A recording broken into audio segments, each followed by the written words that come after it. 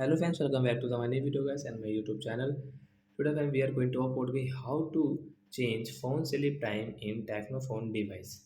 Friends, you want to change guys your phone sleep time settings. So how can you change it? Today friends, I will show you. I will tell you in this video guys.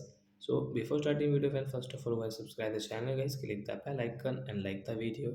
So when now let's see how to change phone sleep time. So friends, we will on our phone setting. After on phone setting, I scroll it. Then click on guys phone display and brightness setting guys. Tap on display and brightness. Then click on screen timeout setting guys. Tap here. So guys we will change guys phone sleep time from here. Example for guys we will click on the 30 second.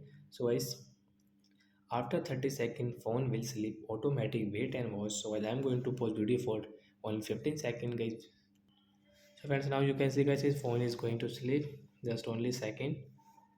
And friends, do you need doubt related to guys your display and brightness setting guys? You can ask me in comment section. I will check. I will help you. Friends, you can see phone is going to sleep and sleep. So like the guy, we can change guy phone sleep time. So bye bye friends.